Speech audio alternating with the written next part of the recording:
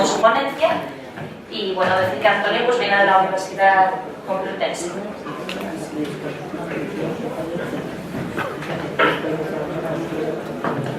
Buenas tardes, gracias por estar aquí y sobre todo a los organizadores que han hecho posible que estemos aquí, ¿no?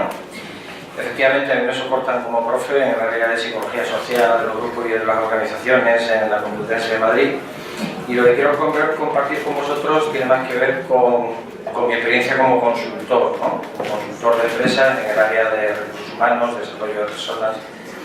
Entonces, bueno, pues algunas reflexiones de temas psicológicos basados en análisis transaccional, pues es lo que me llevaron a escribir un par de artículos que están publicados en los últimos números de la revista, uno sobre emociones y otro sobre el reconocimiento en el ambiente laboral, ¿no?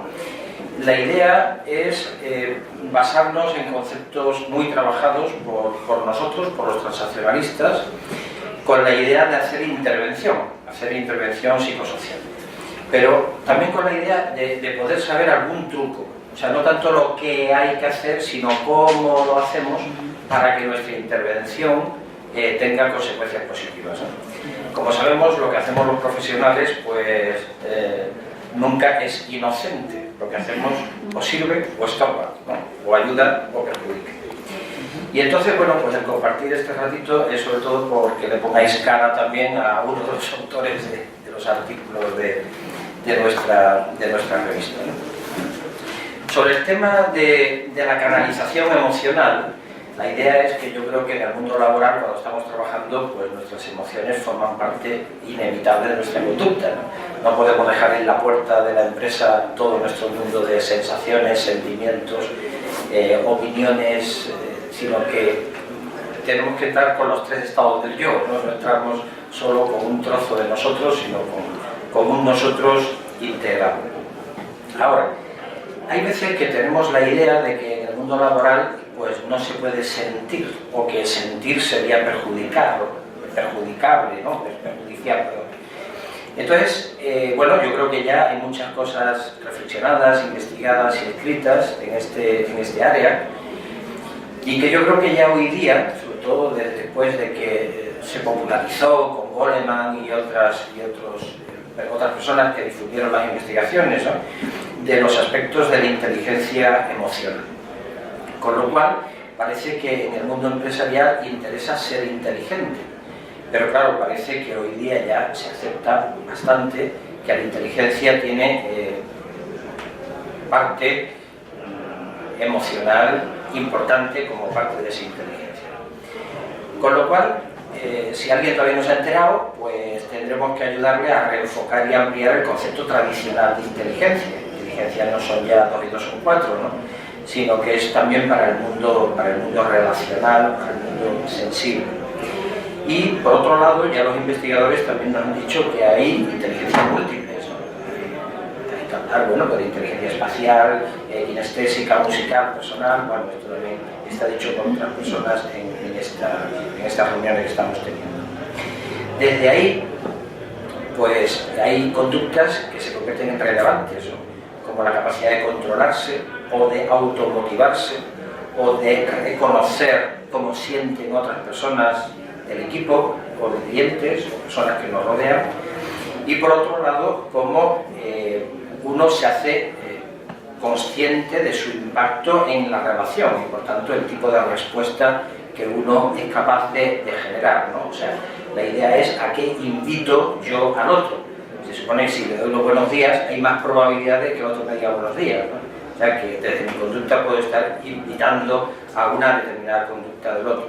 Y desde mi estar, pues puedo estar invitando al estar del otro. De tal manera que la invitación es a un aprendizaje de relacionarnos de una manera un poco más sana, un poco más satisfactoria, y en el fondo es un aprendizaje de vida, ¿no? Un aprendizaje de saber vivir.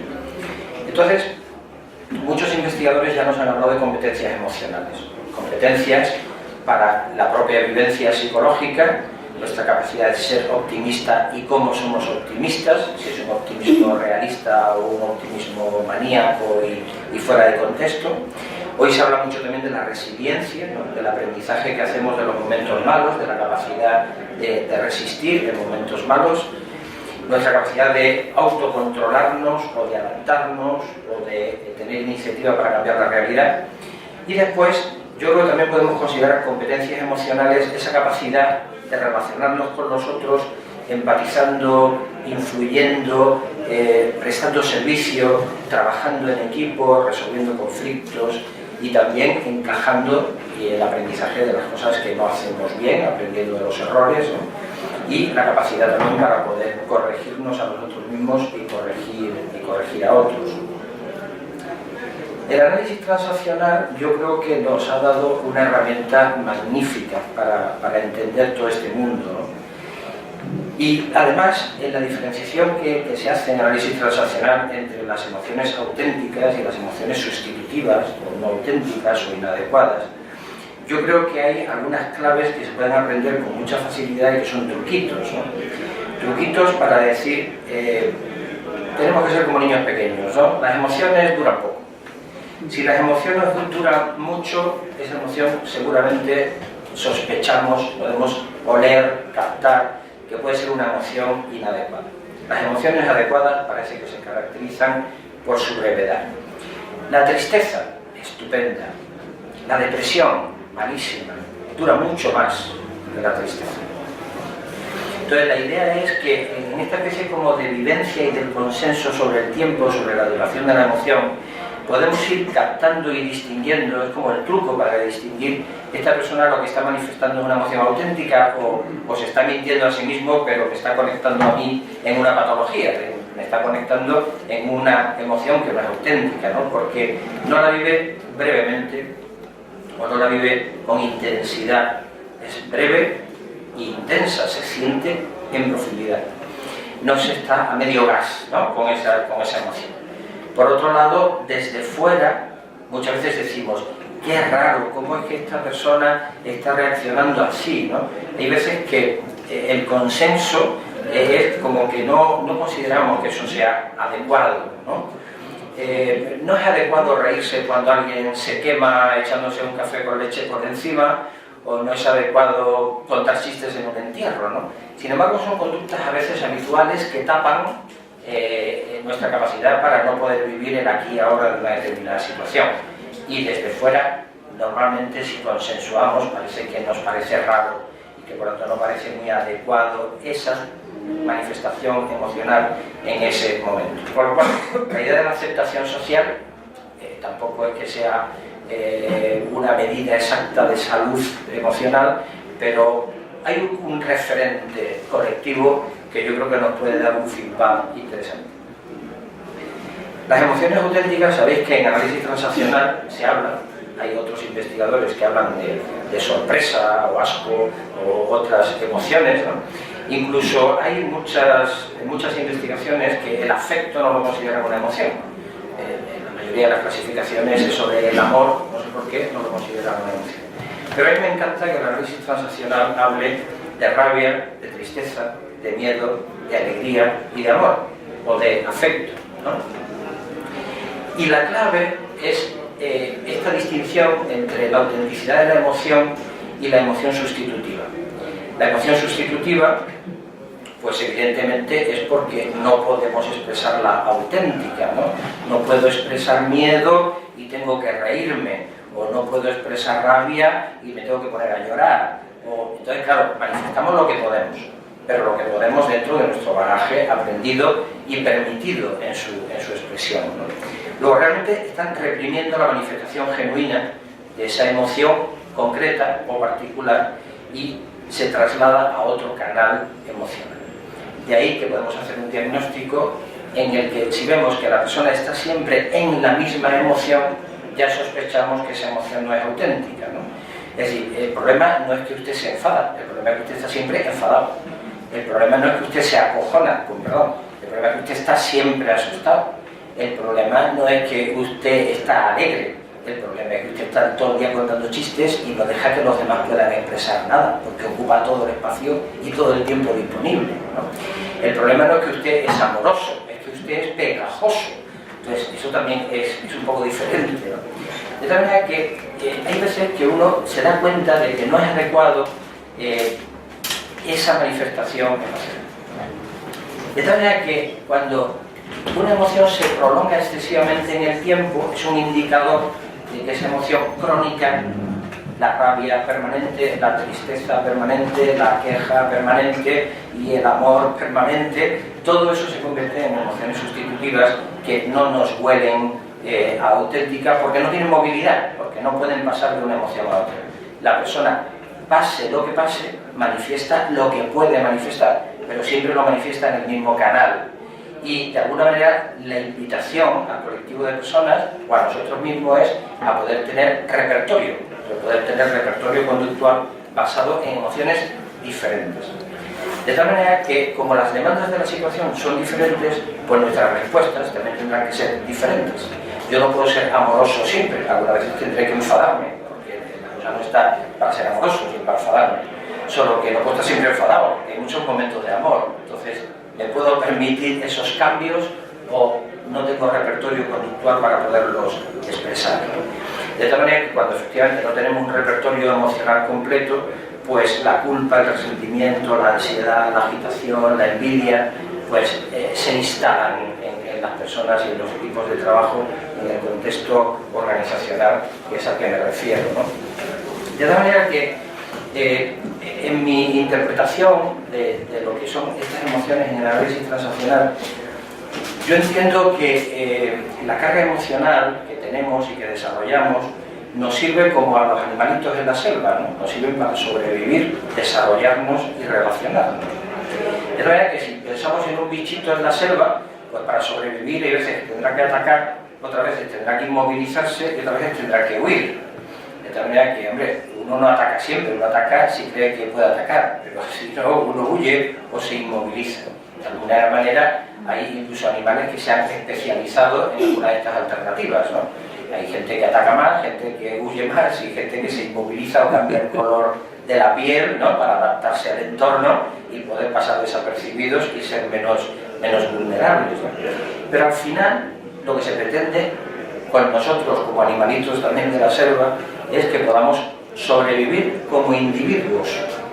Y para sobrevivir como individuos tenemos la ley de la selva grabado en nuestro cerebro antiguo, el cerebro de reptil, el cerebro, ¿no? Estas cosas que salvamos ahí de la parte de atrás, ¿no? No está aquí delante, ¿no? Bueno, pero esto es insuficiente porque somos animales sociales. De tal manera que es insuficiente esas tendencias únicamente de supervivencia como individuos aislados. Vivimos en sociedad y somos seres eminentemente culturales. Con lo cual necesitamos dos elementos básicos más para la vida social, que es relacionarnos y desarrollarnos. Si nosotros vemos cómo juegan los niños y cómo entrenan, por tanto, su cuerpo y su conducta de adulto, o vemos cómo juegan los animalitos o cómo juegan los perros en un parque, ¿no? De manera que ellos se manifiestan a través de la acción, a través del movimiento. De manera que el juego lúdico, no el juego psicológico transaccional, sino el juego lúdico es una manifestación de alegría. ¿Y para qué nos sirve jugar? Pues jugar nos sirve para entrenarnos y nos sirve para desarrollarnos. Por eso una persona no puede estar muy quieto si quiere desarrollarse. La alegría es expansiva, es decir, implica movimiento, ¿no? Cuando uno está triste, pues se mueve poco, pero cuando está alegre, pues se mueve, experimenta, se atreve a tener experiencias, ¿no? De tal manera que cuando alguien en la empresa tiene 5 años pero no ha hecho nada, tiene 5 años de aparentemente experiencia pero no ha hecho nada, pues que no es experiencia, es antigüedad, ¿no? Alguien dice, yo tengo 5 años de experiencia, y dice, no, usted es antigüedad. Pero experiencia no tiene ninguna, no ha experienciado nunca, ¿no? O sea, no se ha arriesgado, no se ha equivocado, no ha aprendido del error, por lo cual... y es una cosa muy curiosa, porque muchas veces en las empresas nos están vendiendo la necesidad de relacionarse, trabajar en equipo y tal, y se hace a través de las broncas, ¿no? Y sin embargo no se fomenta la alegría, con lo cual todos los movimientos que tienen que ver con la creatividad, con la innovación, con la expansión, el mecanismo tiene que ser de alegría, tiene que ser de capacidad de riesgo, de experimentación, de juego, ¿no? De manera que muchas veces pues se está vendiendo por un lado trabajo usted en equipo y por otro lado la alegría está prohibida, ¿no? Por lo cual no se puede trabajar en equipo nunca, ¿no?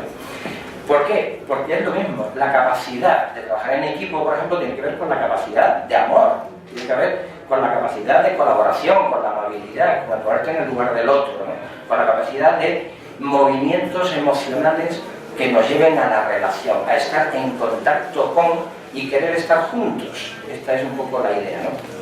Entonces, esto es una manera de hablar de las emociones que el análisis transaccional nos ayuda a captar y a conceptualizar un poco y a poder experimentar con esto, ¿no? De todas maneras, otra cosita en este sentido es que el cambio emocional, yo creo que en contextos laborales es posible si queremos también potenciar la salud psicológica, ¿no? Y para eso yo creo que tenemos que partir de la idea de que es legítimo sentir y expresar emociones auténticas, ¿no? No podemos estar permanentemente reprimiendo cualquier manifestación de rabia. Otra cosa es que haya que canalizarla, pero no prohibirla. Y esto es posible.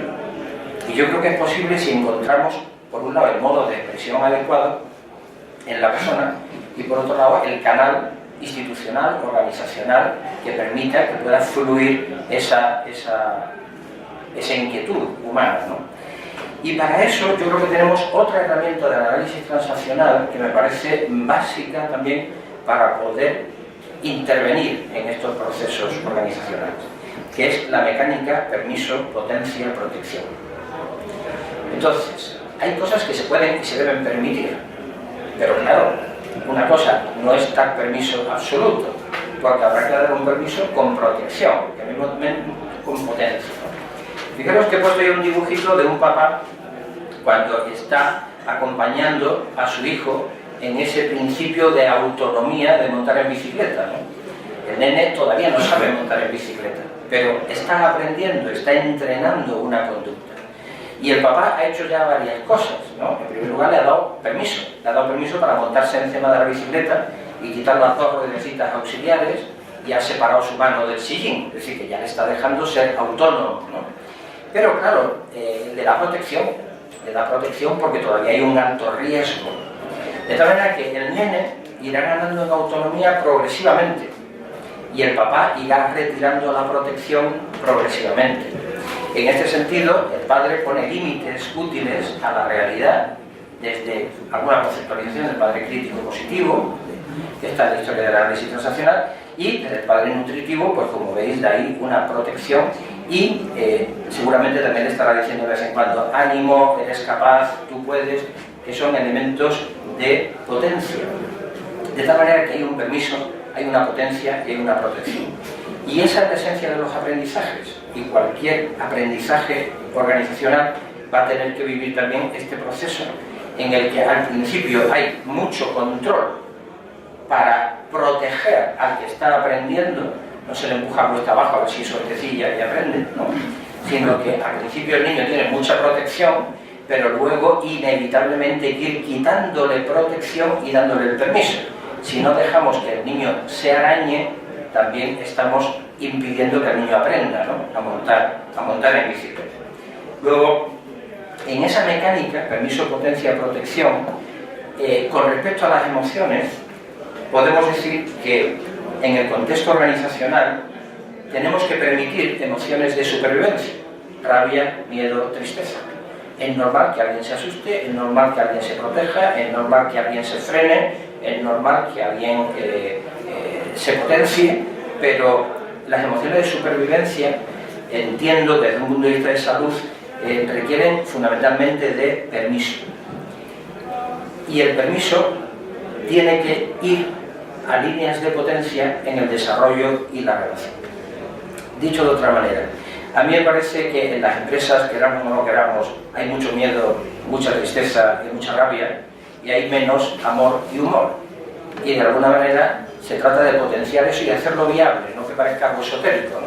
Sino que parezca una herramienta de inteligencia emocional, porque se puede vivir con aspectos lúdicos y con aspectos relacionales sin asustarnos demasiado. Y por otro lado, los mecanismos de permiso, potencia y protección para proteger los aprendizajes del niño con todas las cosas que suceden, ¿no? En las relaciones humanas. A veces los celos y este tipo de cosas son bastante normales desde que somos pequeñitos, ¿no? Y nada más. Es decir, si alguien tiene alguna pregunta, pues comentamos, y si no, pues nada.